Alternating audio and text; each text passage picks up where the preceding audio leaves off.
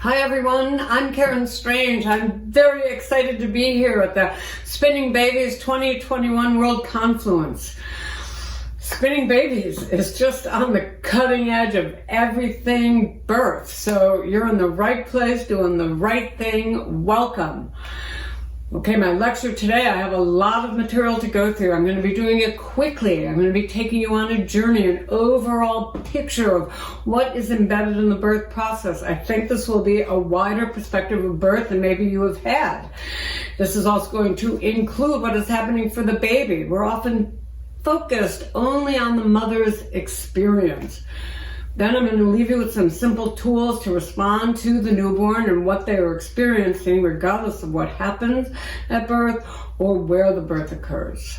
For today's lecture, I'm going to be referring to the birthing person as mom and she for consistency in this lecture. So, let's begin. The process of birth is a full circle. Down, out, and back up again. I'm going to go through that whole sequence in a little different perspective. But I always begin all my lectures with a moment, a pause. So I'm going to invite you, even if you're busy watching kids and doing the dishes, to just take a moment inside yourself, check in with the part that you can feel. And usually if you're standing, you can feel your feet. If you're sitting, you can feel your butt or your sit bones. If you're having trouble feeling them, you could do a little Kegel to bring your attention there. You could squeeze your toes to bring your attention there. And you're just noticing, what do you feel there? That place that has the most contact. Like, already I'm settling. Like, are you aware of where the contact is? Is it more on one foot or the other? Is it more along the edges?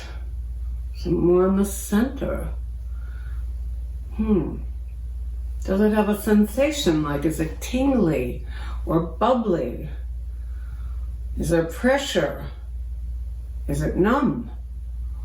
Doesn't matter. You're just noticing sensations in your body.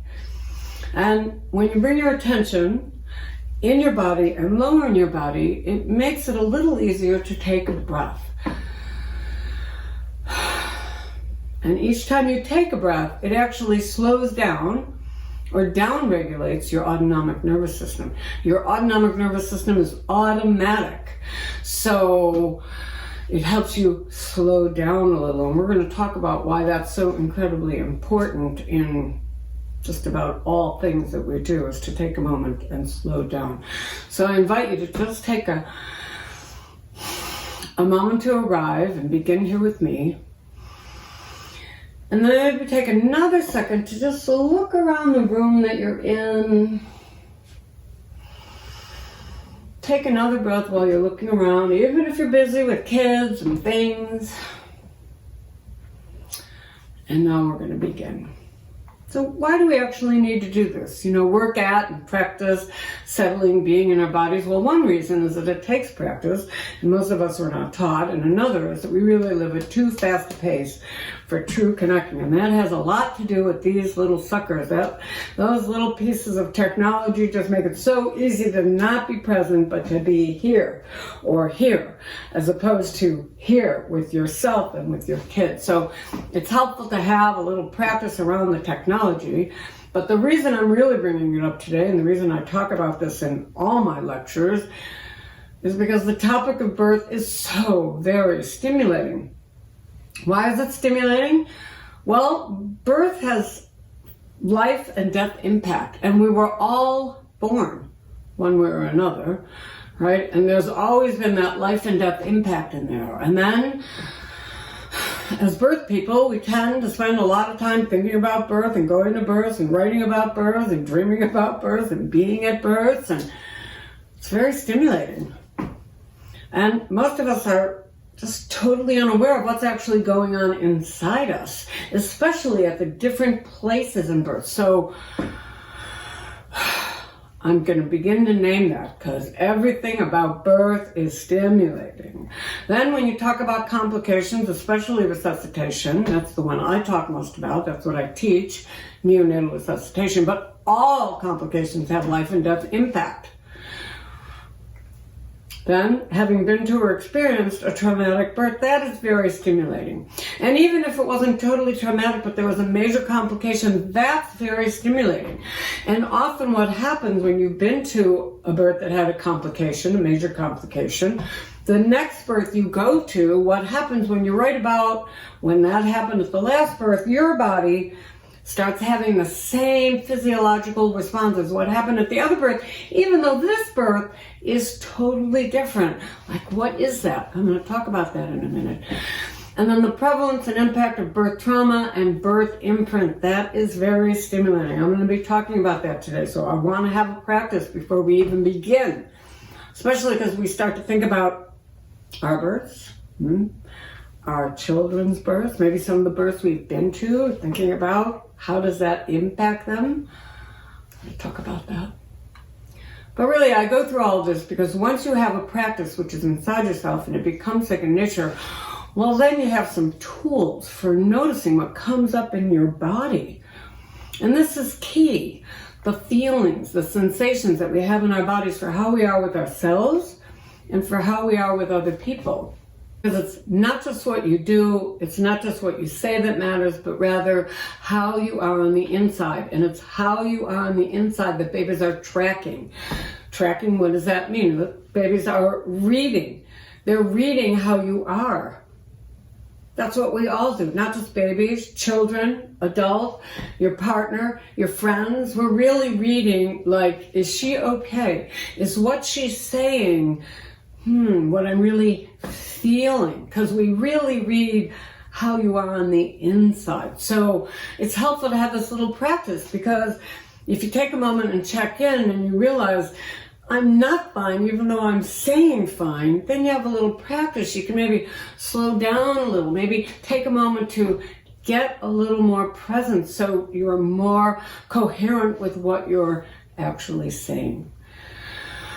Now today it's my intention to offer you a new way at how to see babies and how to be with babies. How I came to teach this material. I trained at a very busy high-volume birth center on the border. I became a midwife in 1988. I worked there as a staff midwife and then as a clinical director, and then had a home birth practice. Now, I became an instructor for the American Academy of Pediatrics in 1991. In the beginning, I just taught their neonatal resuscitation program because that's really all I knew and all I understood. And after teaching that, probably for a couple of years, I began to notice that there was a lot of fear and panic around resuscitation and what happens when confronted with a very compromised baby. This really sort of like gelled my passion, how to teach this material, this very stimulating material, in a way that made it easier to understand and could make a difference in the fear and the panic that often arose. As I taught more and more people, they started telling me about their resuscitations. And so I sort of formalized these case review and debriefs, and I began to really see what got missed, what was misunderstood, where there was hesitations. And I started incorporating that more into my neonatal resuscitation class. I've had almost 1,000 hours of case reviews now. I really learned how critical it was to understand our autonomic nervous system and how the body responds in complications. Then to have some tools for those moments when we may experience panic or fear. And that the panic and fear that comes up in complications such as a resuscitation and the resulting automatic response is critical to understand in order to deliver a timely and appropriate response, especially when resuscitating a severely compromised baby. I then created integrative resuscitation of the newborn, my resuscitation workshop. Everything from the debriefs, all the evidence-based studies went into that particular lecture. I've now taught something like 10,000 people, 4 different countries around the world. I'd love to lecture, would love to be there, many conferences. And a big shift in my presentations and my lectures came when I did a presentation in Brazil, and I had the opportunity to listen to Dr. Frank Lewin, a German OB, and he was presenting on breech delivery. And he said before he began his lecture that in order to do breech, it's hands off. You can only be hands off if you know normal. If you know normal, normal rotation, normal whatever's presenting, you totally know what's going on. You're aware of what's presenting, how long it can present in that way. When you know normal, you also know when it's not normal. And then when it's not normal or pathological, you do the least amount necessary to get it back to normal. And then it's hands off again. Well, he said this over and over in his lecture, and it really rung true for me, that that's so true in so much of birth, that it's really hands off. We've learned to be nice, but sometimes we have our hands in and doing things when it really needs to be hands off. And like resuscitation, when the baby comes out. Babies don't need to be rubbed, I'll get into that in a few minutes, and dried and all that. The normal baby doesn't need anything. But when it's not normal and you need to do something, then there are certain steps that you need to take. And then again, once it's back to normal, it's hands off again. So in order to be at birth, you got to know normal. Knowing normal is the baseline for birth. All right, let's begin the journey to the simplest, gentlest means of supporting babies at birth. So I used to listen to this radio show called New Dimensions. Listened to many. My husband and I were quite addicted to this show. They talked about something cutting edge. And anyway, on this particular day in 1996, they were talking about the effects of maternal stress on the developing fetus. And the people that were speaking was Barbara Van Dyson, who is president of the Association for Pre- and Perinatal Psychology, and Bruce Lipton, a cellular biologist. And as I said, they were talking about the effects of maternal stress on the developing fetus. And they were talking about how this time in utero is building the baby's brain, nervous system, and temperament. And that's all according to the mother's emotional world. So if you have an anxious mom or worried mom or a fearful mom or a joyful mom, that is hardwiring the brain, the nervous system, the temperament of the baby for life on the outside. And this is true of all mammals. This time in utero is preparing the baby for survival outside the womb. They also quoted Dr. Tom Burney, who wrote The Secret Life of the Unborn Child. They quoted Dr. Burney as saying, "Our personalities are formed more in utero than at any other time in our life." And I remember hearing this and just thinking, how did I not know this? I knew about the time in utero, all the things that were happening, but I didn't really think of it in terms of personality and nervous system and brain. Right? This was big news to me, and I had to know more. It also made me think about my mom, because what I knew about my mom was that she was slightly retarded, and she had a baby born before me in 1951, and in 1951 she was given the cocktail of drugs and gases, so she was completely unconscious for the birth of her first baby. And it turns out the baby had multiple congenital defects, which were all internal, but the baby didn't live. And because she was unconscious, she didn't get to see the baby or hold the baby. And she was told by the doctor and the rabbi to just pretend like it didn't happen. And I thought about that after listening to this interview. I thought I was the next baby in that womb. I'm sure she thought about it all the time. How could she not think about it while she was carrying me, right? And that was just eye-opening. And I just had to know more. And I also noticed that I had some fear coming up around birth.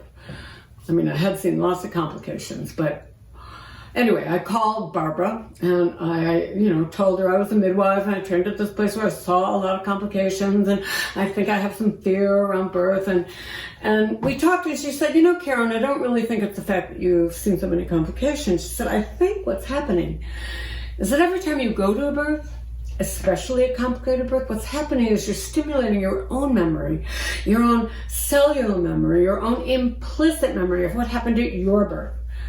And I suggest you do some birth work. Well, first I'll just say, I didn't remember my birth, and neither did anybody else I knew. And now I just want to explain a little bit about what she was talking about, implicit memory. So implicit memory is your body memory. It's in your fluids, it's in your tissues, it's in your cells, it's in your bone. And that's the memory that we have until 18 months of age, a body memory. At 18 months of age, explicit memory comes online. That's the, oh, I remember that kind of memory. That's your conscious memory. Then you have both implicit and explicit memory operating from 16 months on. And just to sort of tie this in a little bit, PTSD is an implicit memory playing out in your body. Right? That's where the memory of your birth resides, in your body and not in your head. Anyway, I was very interested by Barbara and what she was saying, so I decided to go to her workshop. It was called STAR. It was very long. It was very cool, very interesting. And when you went to this workshop, you did a birth regression when you first got there, which was a little weird and a little intense. And I learned a little bit about my birth, but it didn't really, I didn't have this eye-opening experience. But after being there for about a week, we were doing an afternoon of birth games, and birth games were meant to stimulate birth memories. And she had this foam mattress. It was pretty big. You were going to crawl through it. It was to simulate the birth canal. You could have it tight or loose when it was your turn. You could even choose who was going to greet you on the end and what you wanted said to you. And there were about 28, 29, 30 people at this workshop. So everybody was going to have a chance to go through. And I thought, this is so weird, right? I mean, I was the only birth person there. It was before there was so many doulas and midwives. And I thought, I'm just going to watch, right? And pretty quickly, maybe a couple of people had crawled through there, and you could take your time, and many things came up. And pretty quickly, I noticed people weren't talking. They were just emoting, making sounds of what it was like for them. And I was very uncomfortable to hear those sounds. Never really thought of the baby having sounds, but sounds are often expressing out of us. Anyway, then pretty quickly I started, I'm watching as a midwife, right? And I could see that some of these babies were in a bad position. And I was just thinking, well, why don't we turn the mother over and get her on hands and knees? We'll get that baby out, or let's get the legs back, or let's do some stair stepping. But nobody else, was focused in that way. They were all looking at the baby on this journey, not how to get the baby out. That was hard. It was hard to switch my lens to just look at the baby, forget the mother for a moment. And then pretty quickly, well, maybe not so quickly, maybe 10 people, 11 people, I started to get it. I started to realize that the baby is having an experience, and that the baby remembers and experiences the journey, the coming out, what happens to them when they come out. And depending on what happens to them, they make a decision about life, and they live from that decision from that point on. And when I got it that babies are having an experience, it was catastrophically shocking to me that I didn't know that. It had not even been talked about. I mean, as a midwife, we're nice to babies.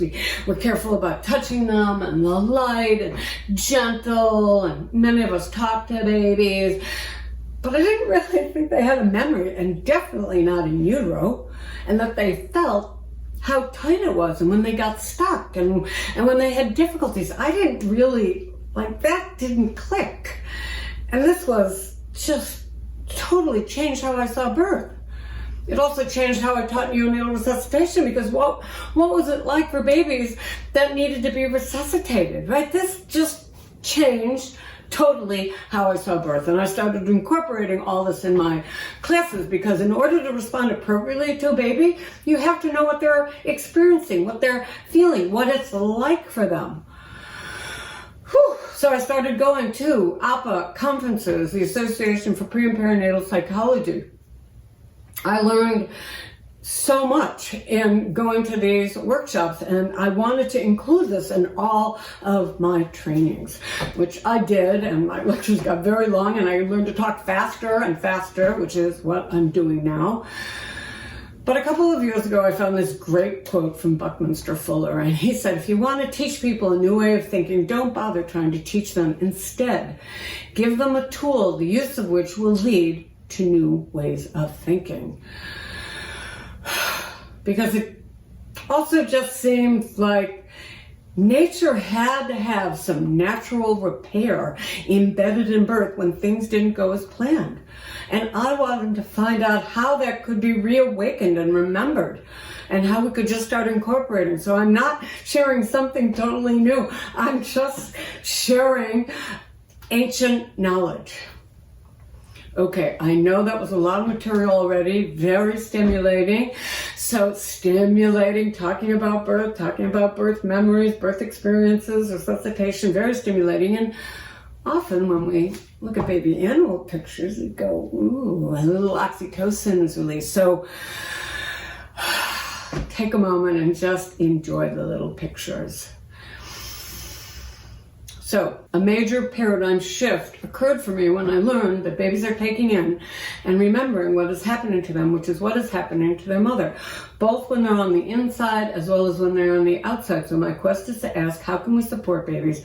How do we include them? Then how do I get this point across to the average person who thinks that babies do not feel, experience, or remember what is happening to them during the time in utero, during the birth process, the time after birth, and early infancy? The point that babies are exquisitely sensitive, aware, and laying down memory of their experiences, both when they're on the inside and when they're on the outside. Now, traditionally, birth and preparing for birth has been about the mom and her choices, what she wants, what she feels, what she dreams of for this day and this day forward. But once you learn about the baby's experience of birth and before, it changes how you see birth forever. Birth can no longer only be about what the mom wants. Now one has to consider this other being that is impacted by her choices and her emotions. So know that you cannot unlearn something you learn. Once you know, you cannot unknow. You cannot go back to not knowing, even if you wish you could.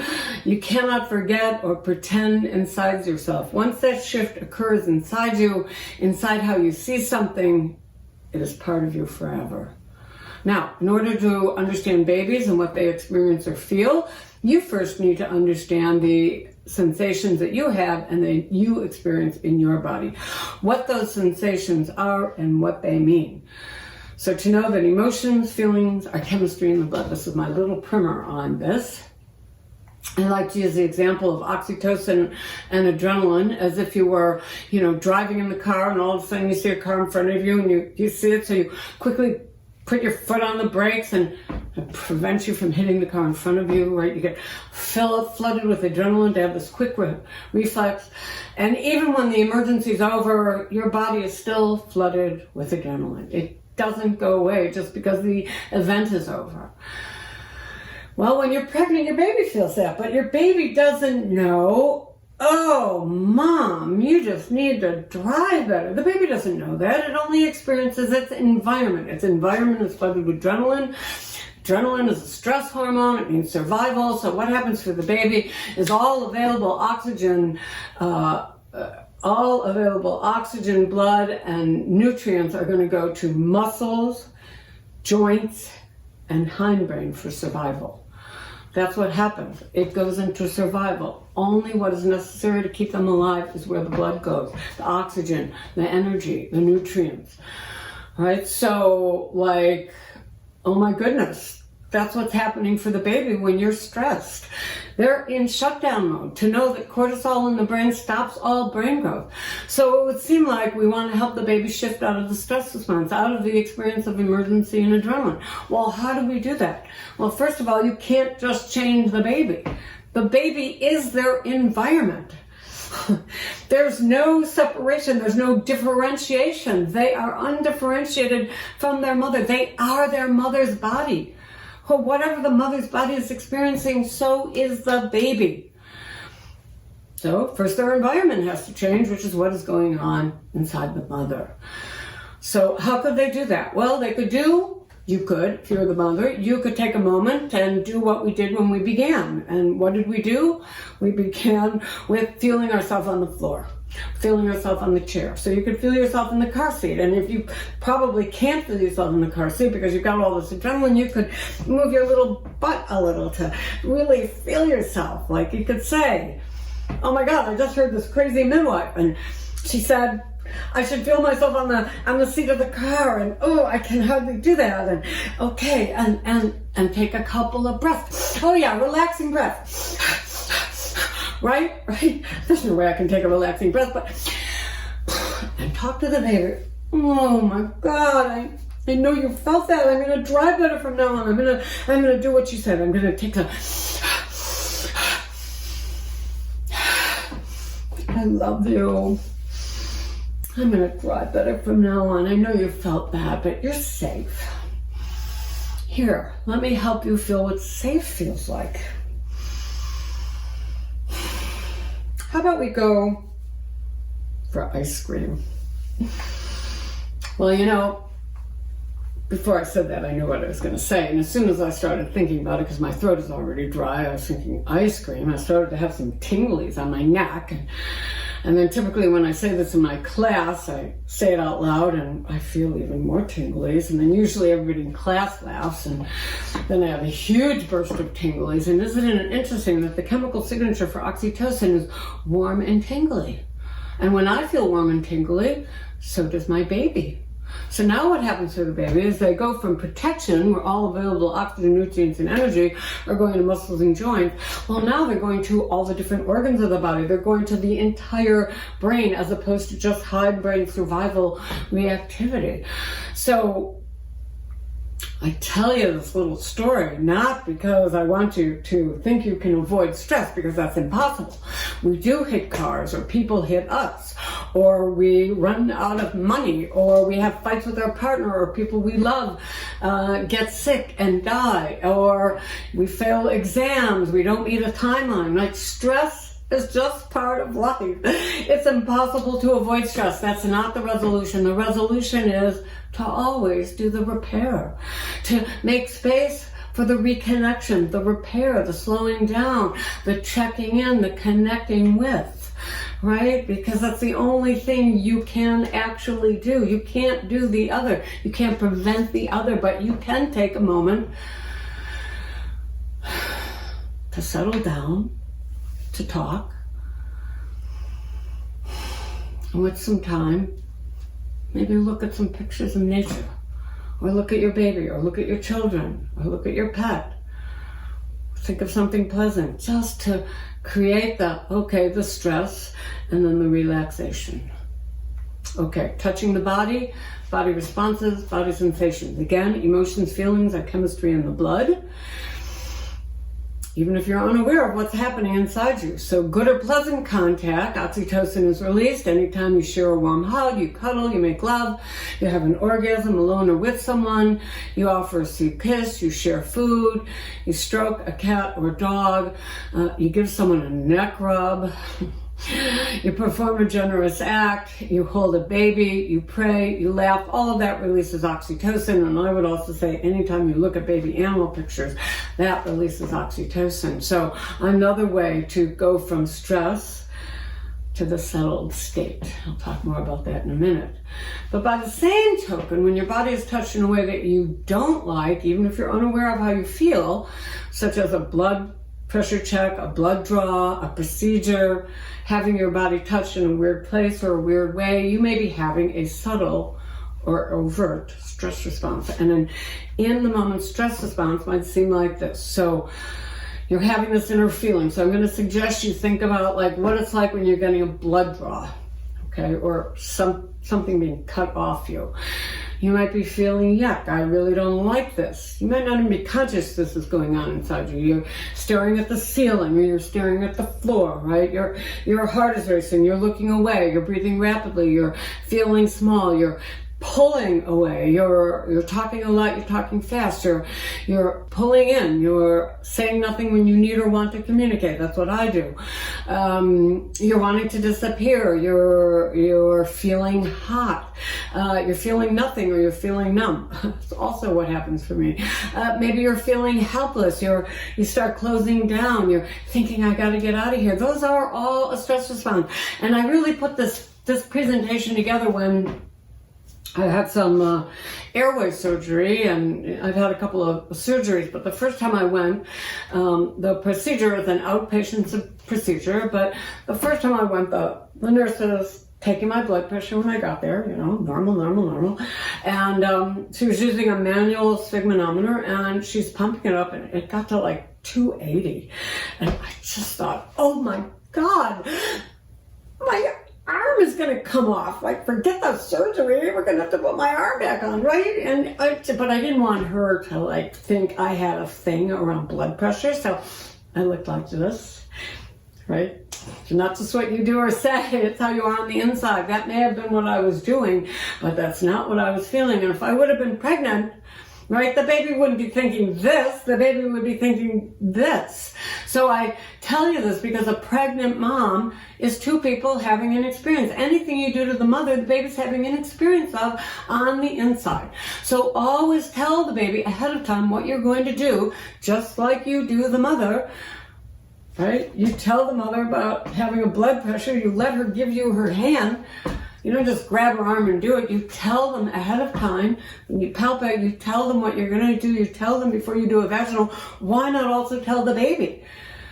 Tell the baby. Tell the mom. Tell the baby what you're going to do before you do it. Always explain what you're about to do and get permission before you proceed, because this is consent. It's consent when you tell her what you're going to do. It's the groundwork for boundaries. It shows that you're a safe person. They care about her baby, their feelings, and the experience they're having together. This helps build the relationship between you and her, and might get her to share more about what's going on for her because she trusts you. It builds safety. Babies, children, adults need to know ahead of time what is going to happen before it happens. When you proceed through a process with the knowing about what is going to happen, it changes the process for you. Think about how this might feel for you to know ahead of time you're going to have some surgery, to be told what is going to happen, when, what to expect when it's over. The experience will be very different than if somebody just does something to you without the explaining, without getting a sense of what is about to happen. And this knowing ahead of time changes the experience. So my first recommendation is, if you do anything to the mom or baby, remember first to get present in your body. Maybe by feeling your feet on the floor and taking a breath, because it's not just what you do, it's not just what you say that matters, but rather how you are on the inside. So the example I like to give you is, just imagine you've been at a birth for a few days, you're tired, right? You've not eaten, you've got prenatals this morning, you don't really want to be at the prenatals, but you know you can't cancel. You're tired, you're hungry, your client comes and you slap that smile on your face, right? They come in, your client comes in, well, turns out she just had a fight with her partner, she did smash up her car, she's not sure she has enough money to pay you, but she doesn't want to tell you, she's not feeling too good, and she comes in with a smile, and there's the two of you, neither one of you are there with that fake smile on your face. Right? It's not just what you do that matters, but rather how you are on the inside. So what would happen if you just took a moment and handed her a cup of water and just said, it's been a very busy couple of days for me, and I'm just needing a moment. And I really want to take a moment to settle and be with you because I want to be here with you. And you both take a moment to feel yourself on the floor. Maybe you lead her on a moment-guided visualization that you do within yourself. And then you share with her how taking these moments can be really helpful for her and her baby, right? To go from the stress to the relaxation, to how about every time she drinks a glass of water, you're asking her to drink 8 glasses of water? And that's probably 16 times they go to the bathroom. All of those times to just take a moment. Feel yourself on the toilet seat. Take a breath. Maybe say something to the baby like, oh my God, I've been so busy. I totally forgot about you. I love you. Let them feel that. How about every time they eat? Every time they brush their teeth? How about every time they touch the door handle on the refrigerator? Like, how many times can that settling occur for the baby? Because you're hardwiring the baby's brain, the nervous system, the temperament by how the mother's doing, right? But those matter. That this becomes part of what you talk about at future prenatals, right? Like, were you able to take those moments? Did you remember? Do you have to put stickies up? It's really helpful. And to do this with them, not talk about it. That's why I did it with you in my lecture. How to take that pause. Then tell the baby and the mom what you're going to do before you do it. And if it's a big thing, acknowledge it and know that this experience is a story that needs to be heard and acknowledged later. So what am I talking about?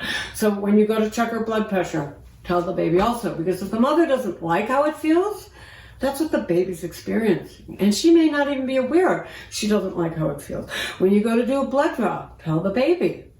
Take a little pause. Their brainwaves are about 6 to 10 times slower than ours. In labor, always tell the baby what you're going to do. You're going to do a vaginal, tell the baby. If the water's break, you're going to break the water. Tell the baby. If it's a home birth and you're going to the hospital, tell the baby. If it starts in the hospital, tell the baby when they put the IV in. Tell the baby if they're going to put Pitocin in the IV. Tell the baby if they're going to break the waters. Pitocin, breaking waters, that totally changes the baby's experience, the baby's energy level. They're going to do a vacuum. They're going to do forceps. Tell the baby. They're going to do a C-section. Always tell the baby, because it changes the imprint. Let the baby know ahead of time who's going to be at the birth. And if it changes, tell the baby what it's going to be like when they come out. Dr. Jay Warren has a great little presentation on talking to babies. Just tell the baby what's going to happen before it happens, just as you would if it were your child that couldn't see, you would tell them. Okay, here's a 30-second ultrasound that will help you get an idea what it's like for babies in utero.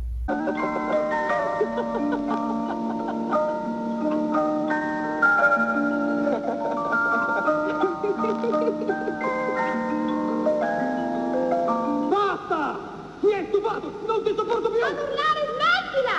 Insomma, basta, basta! Quando un bambino nasce, ha già un passato. Siete voi, non dimenticatelo, perché 9 mesi valgono una vita. You really get to see that there's no separation. Mother and baby are one. Whatever the mother experiences, the baby's having an experience of also. There's no separation. They're undifferentiated. Whew, that's a lot to know, that parenting begins before birth. If you think that peace on earth begins at birth, you're wrong. It begins way, way before birth. You're 9 months late if you think it happens at birth. Okay, I know that was a lot of material, so before we zoom through the next section, let's just look at some cute little baby animals, the wrinkles in that carrier there, the cute little babies. They're all very cute, right? Going for a ride, and of course the bowl of Boston Terriers for breakfast. So, just for a moment before we shift topics, feel your feet on the floor and take a breath. The embryological blueprint unfold. We come into being according to a blueprint. It just unfolds. It's our blueprint into being. You don't have to think about it. You can think about it. It doesn't matter, right? Like conception, cell division, cell expansion. It all just happens. And it also happens according to this sequence. And it can't go out of that sequence or it doesn't happen. So this sequential unfolding is true not only during embryological development, right, and the whole gestation, but it's true as well for pre-labor, labor, birth, and the immediate postpartum. There is a sequence that has to unfold. Now, this blueprint unfolds according to a sequence. Building the brain and the nervous system are sequence dependent. Within the sequence are pauses. Pauses occur when something big has happened. We need a moment to rest, to integrate what happened, and to get ready to move forward in the sequence to the next step in the sequence. Just like at conception. Conception occurs and then there's 24 hours of stillness. That's a big pause. Right? There's often a pause from labor to pushing. Once the babies come out, I'm going to talk about that. Both mother and baby have a pause. There are lots of pauses. The uterus has a pause once the baby comes out before the placenta is released. Big events usually need a pause to integrate. So those pauses are points of integration. To know that development is movement, ebb and flow, activity and rest, over and over again, not a straight line from baby to adult or from in utero to birth. We are a process of doing and being. Some doing, then some being. Doing, being, just like in birth. And the being is a pause. The being or pause has to happen in order for things to integrate and be part of you and in you and be you. And this is true for babies, children, and adults. The pause is a place of integration for what just happened.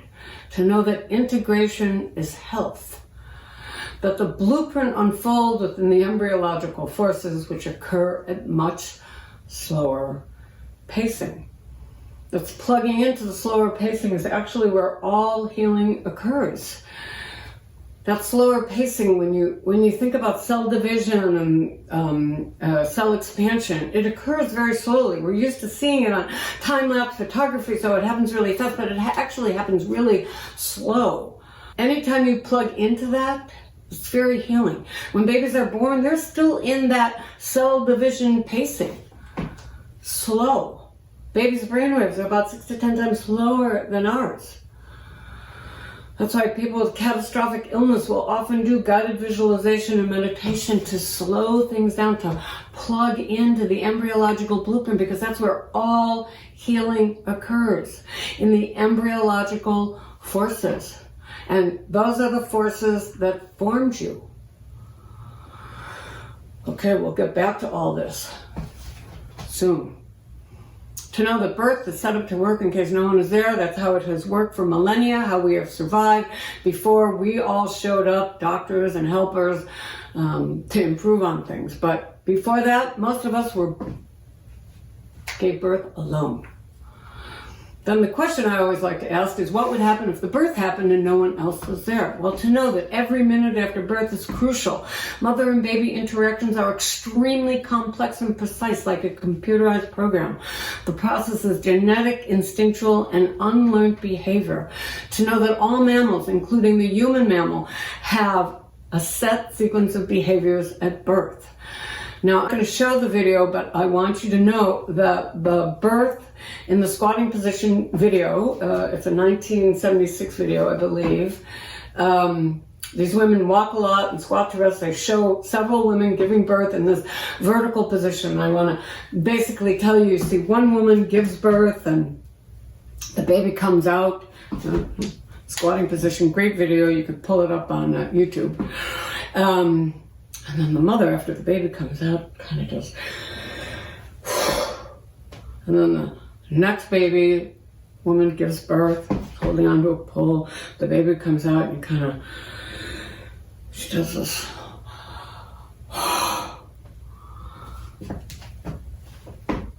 Right? Why? Why do they do that? Well, I always start with the mom, because interrupting the mother's natural sequence impacts how she is with her baby. All right, so the baby came out. What would happen? What would happen if no one was there? All right? For the mom, once the baby actually comes out, there's a moment, right? A big pause, a big integration piece, because it's a big deal pushing that thing through this hole. And most women need a moment. Whether the baby goes onto the ground, whether the baby's on the bed, whether the baby goes into the mother's arms, she's often still needs a moment, because it's a big deal pushing this thing through that hole. And if no one was there, she'd be taking a pause. That's just what happens.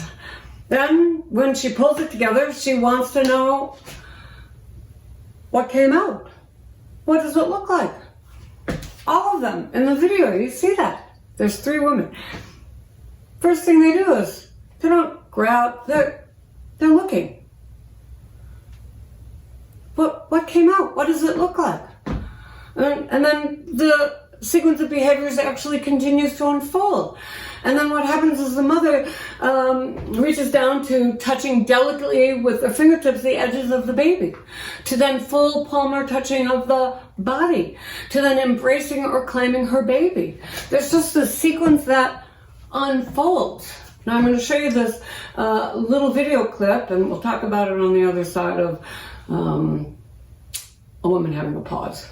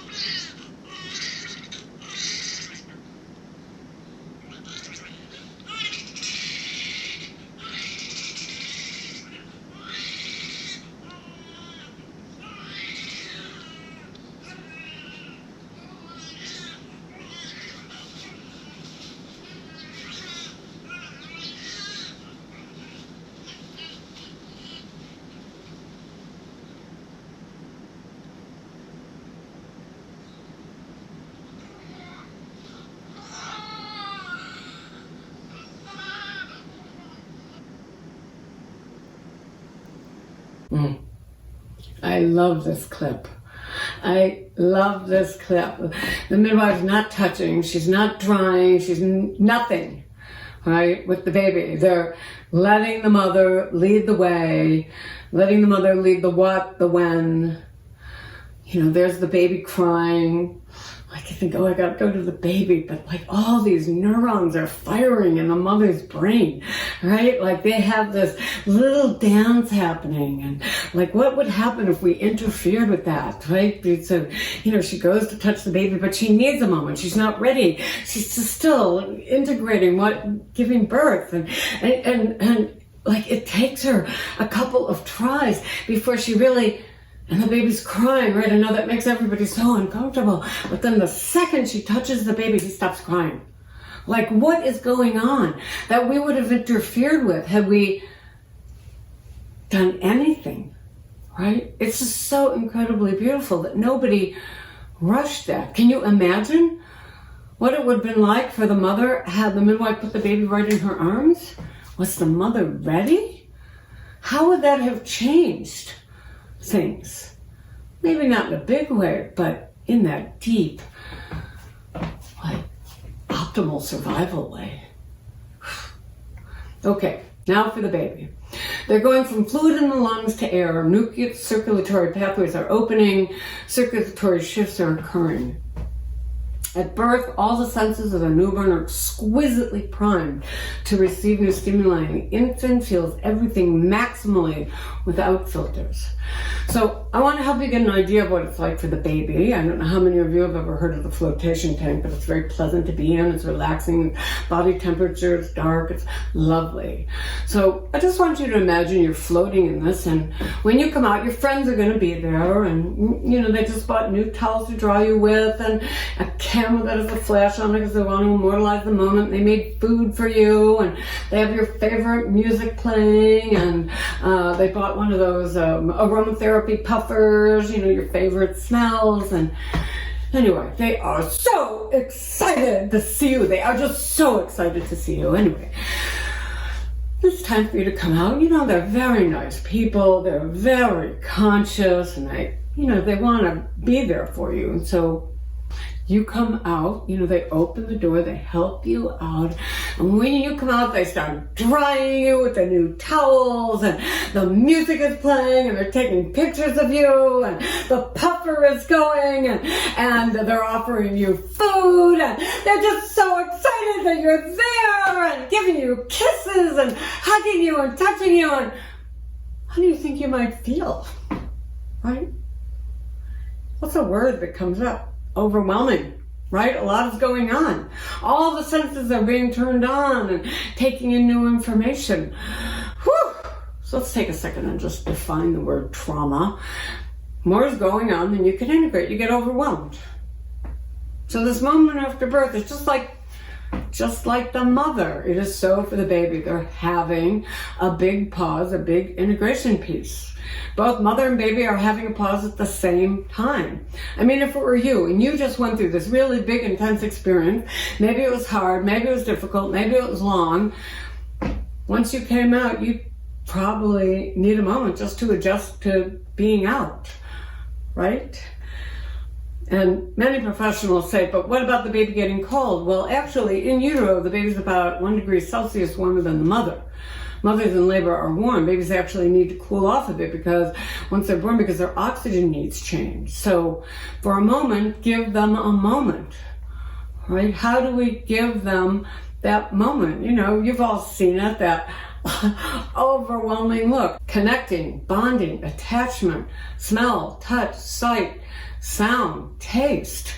Material in those first few moments, does it interfere? Right?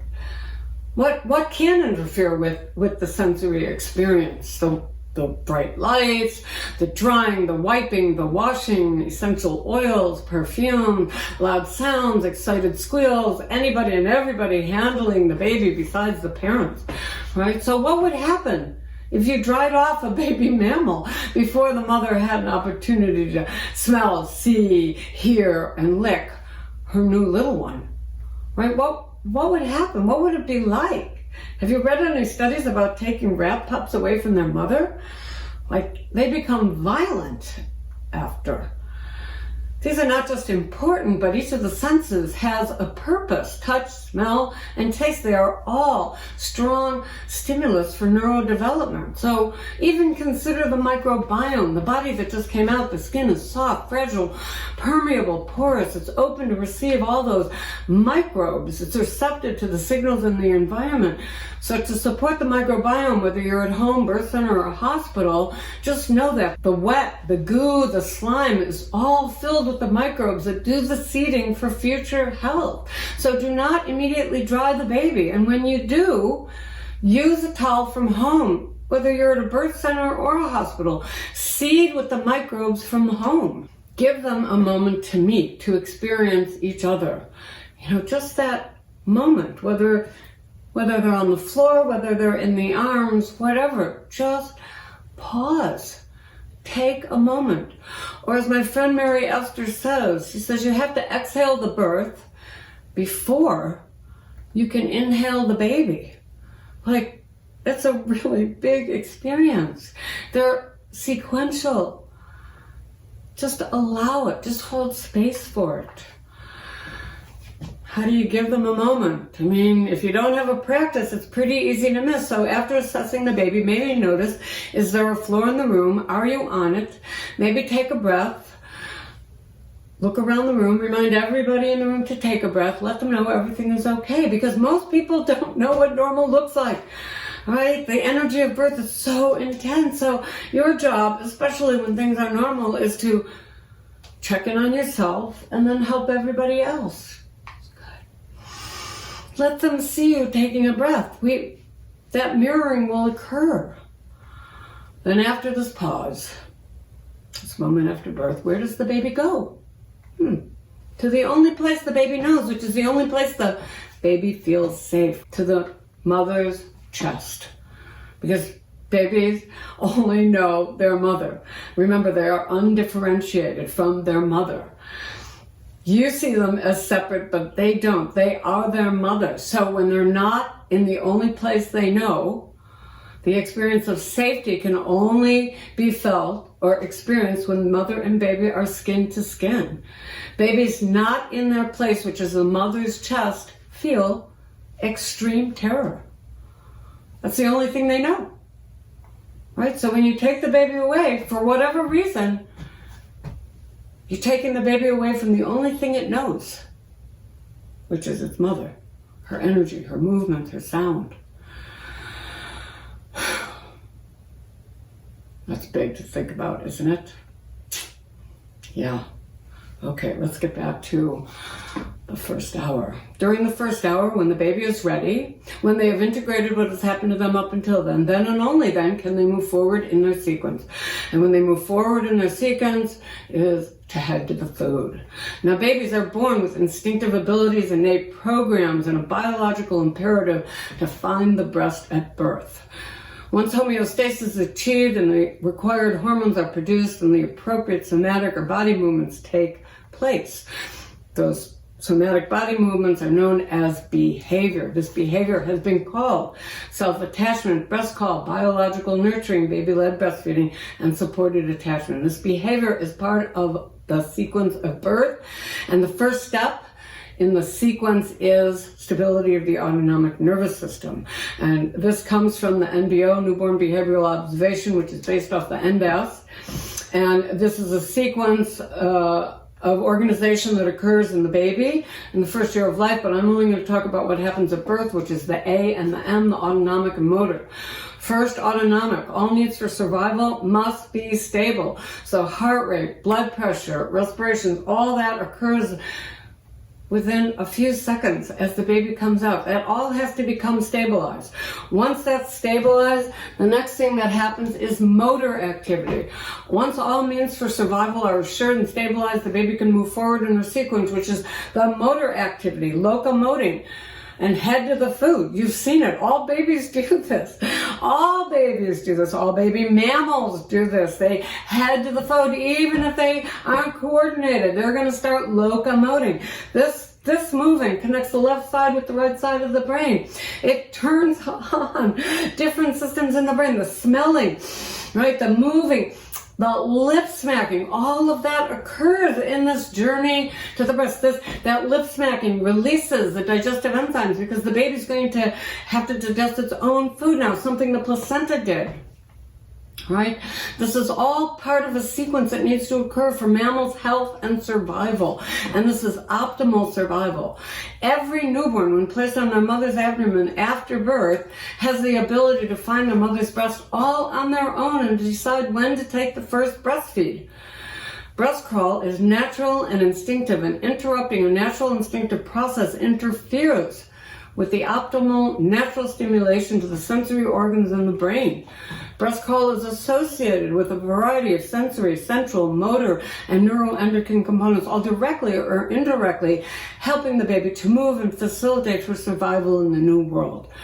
Now, although it is tempting to assist the baby to breastfeed, it is not appropriate or necessary to try to put the nipple into the baby's mouth. Most babies just need more time than we feel comfortable allowing.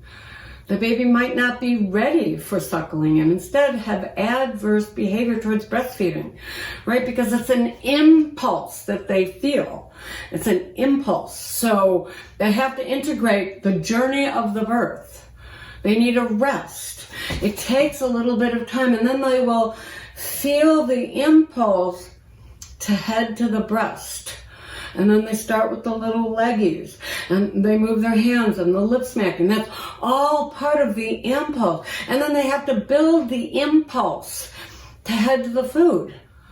And then they haven't moved before. Then they have to rest, because that's tiring. They chill out for a while, and then they start again. Right? It takes some time.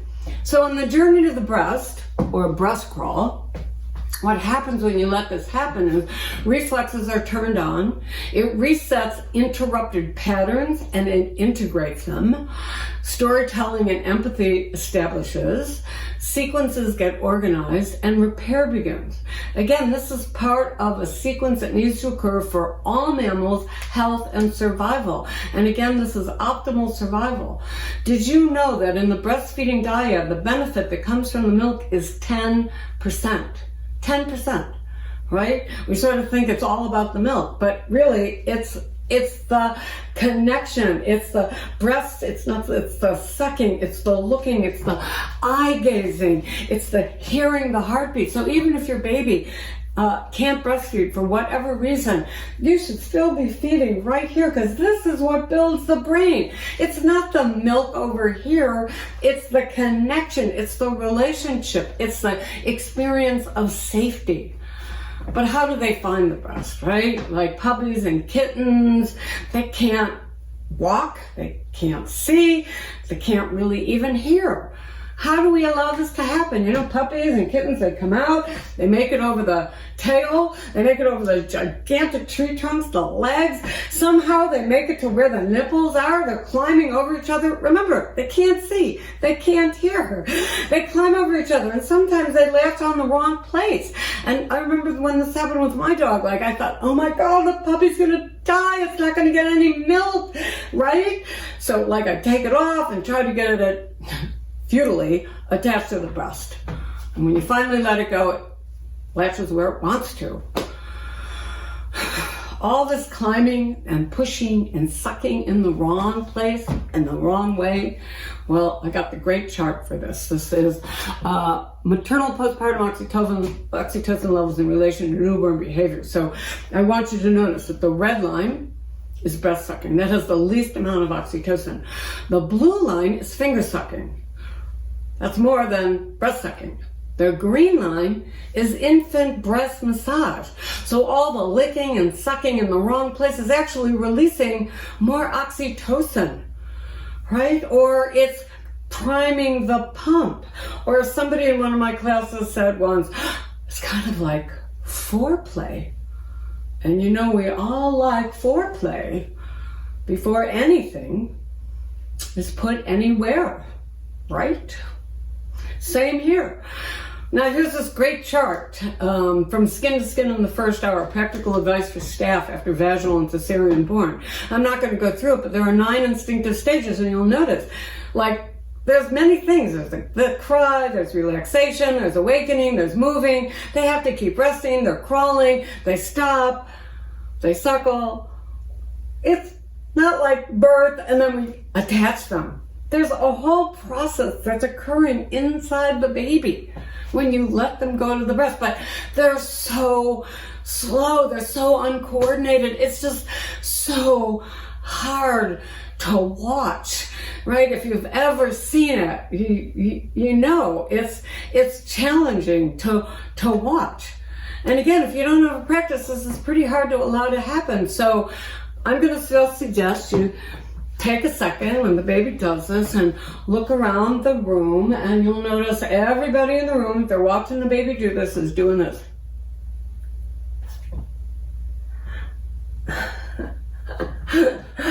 Nobody's breathing. Nobody's in their body. They're all doing what they never got a chance to do. Right? We tend to do what we were taught to do and what was done to us, rather than what is right, necessary, based on science. And this is just one of those things. Or as my friend Raylene, Dr. Raylene, a neonatologist, says, another newborn mammal does what newborn mammals are fully designed and equipped to do and meant to do, unless somebody interrupts them. Human baby mammals are really a very, very competent little mammal. Take some time to observe that little mammal in its natural habitat, which is the chest. The baby is just a baby mammal and knows what to do in its natural habitat.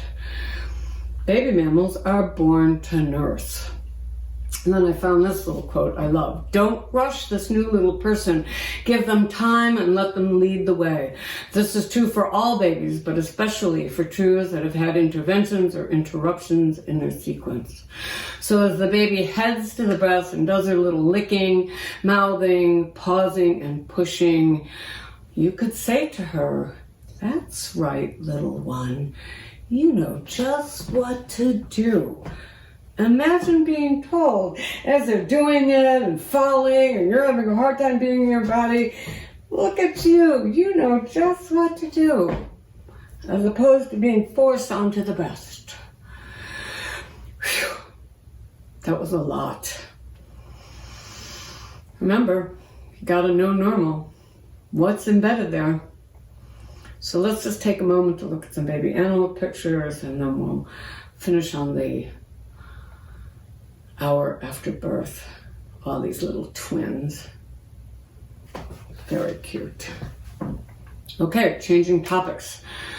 So this brings us back to the first hour, the golden hour. It's when oxytocin is at a peak in both mother and baby. It's never again that high, and it only lasts an hour in both mother and baby. And it's really when the glue of attachment is the stickiest, the first hour, and it lasts a lifetime. So it needs profound protection to ensure that it happens and is undisturbed.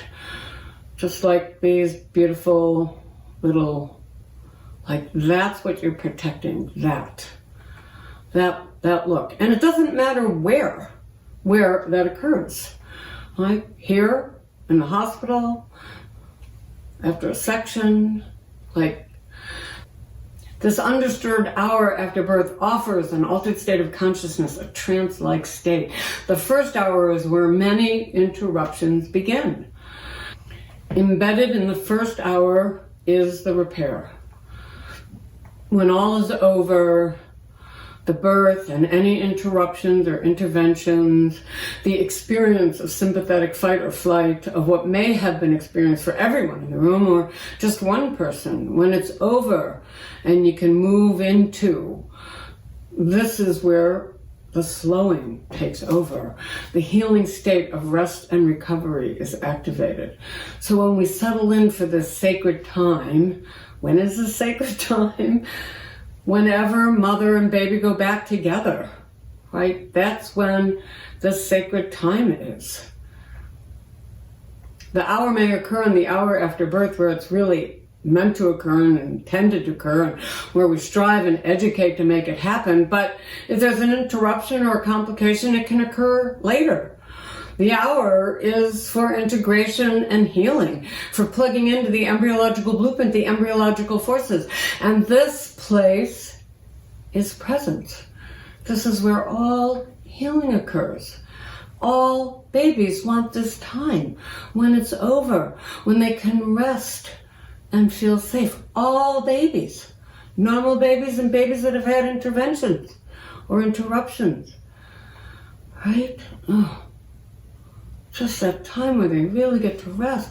Because regardless of what happens at birth, which you can't control, you don't know who's going to, have a shoulder dystocia, a long labor, a long pushing stage, a hemorrhage, a resuscitation, a synclitic head, a vacuum. I mean, there's no way you can know that, right? There's just no way that you can know that. Once you really understand how important this is, you always have access to this amazing healing hour whenever it happens. Whether it be in the first hour, the second hour, the first day, the second week, third week, second month, whenever the mother and baby go back together, that's when the hour begins. Because repair is possible even when the hour is missed. Whether you're at home or in the hospital, remember, it's more about the repair than trying to avoid the stressor, because you can't control that part. But you can always have the availability of doing this repair, even if it's done later. It's all, to me, all about creating that golden hour. The whole prenatal period, to me, is about preparing for that golden hour. If everything turns out great, you still create a space for the baby to settle, to integrate the experience. How spacious for the baby. If the baby's had an interruption, which I'll get into in a second, or an intervention, this creates the healing.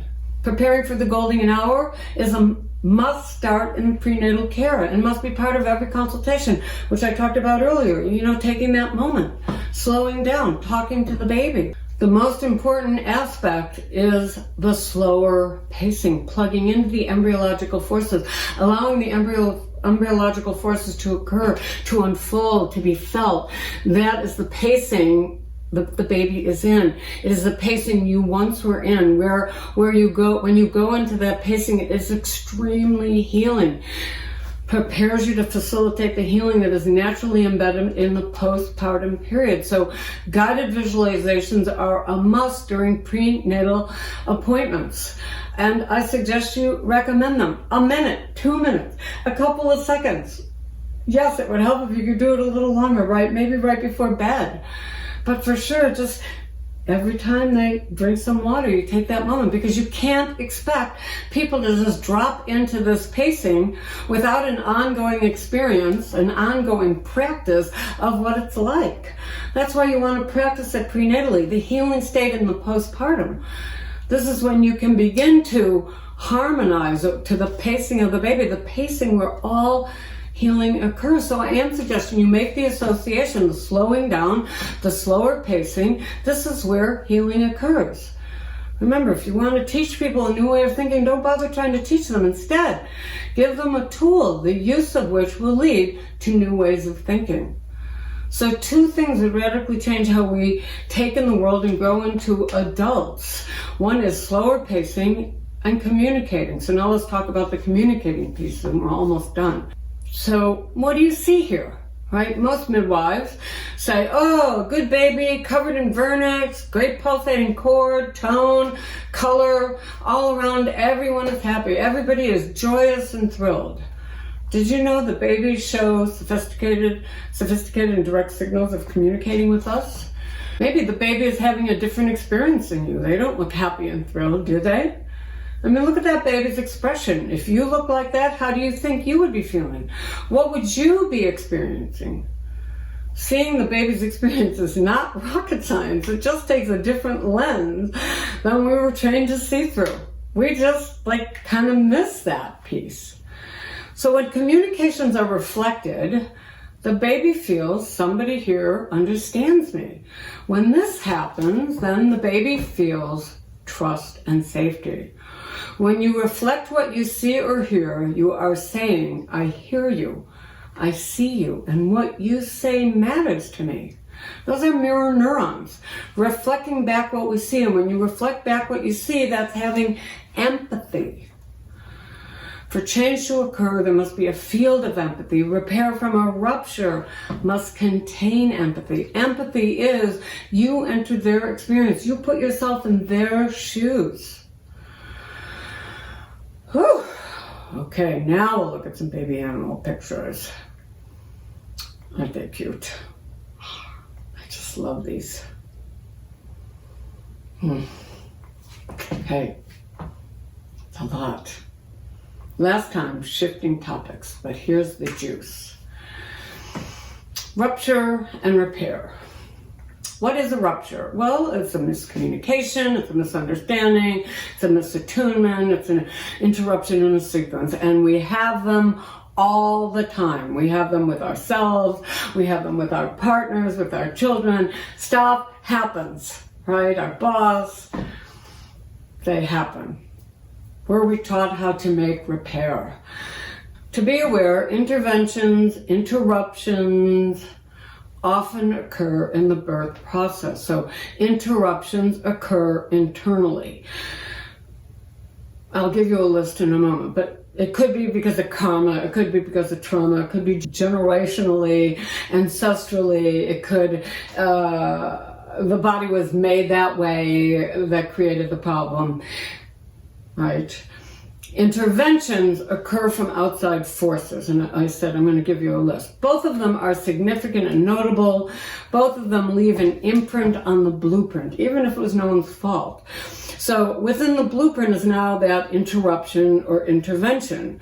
They may or may not be a complication, but they are a break in the sequence and a shift from the blueprint, an imprint on top of the internal blueprint. So in us, we all have the untainted blueprint of how to come into being. Even if, for whatever reason, we had to have a cesarean, we still have the untainted blueprint of how to be born inside us. They're not necessarily right or wrong, good or bad. The interruption may have been, the intervention may have been totally necessary, and they may not be necessary. I'm just naming them without the judgment. There's another way to work with them here. So here are some common interruptions. There are many more. Why they happen, they're not right or wrong, right? Long labor, long pushing, precipitous labor, premature labor, transfers, prom, shram, shoulder dystocia, hemorrhage, resuscitation, placental issue, cord issues, cord anomalies, hypoxia, intrauterine gasping, many others, right? These occur. They're not done from the outside. Interventions. Assisted reproduction, induction, PIT, epidural, drugs for pain, forced pushing, vacuum, forceps, cesarean, suctioning, overstimulating, drying, rubbing, pinching, immediate cord clamping, no skin to skin, separation, circumcision. They can or can not be a complication. These moments are significant because they are breaks in our embryological sequence, and they just leave imprints. Interventions and interruptions happen, they occur. That's part of life. As I said earlier, stressors can't all be avoided. More important is, how do you make the repair to know that in the sequence we all have a before, a beginning, a middle, an end, and after, or before, a middle, and an end, all of us. And when things happen, we just need to integrate what is happening, including those breaks, and share the story of what happened to get some reflection on that. So let's talk about that. For babies, story is repair.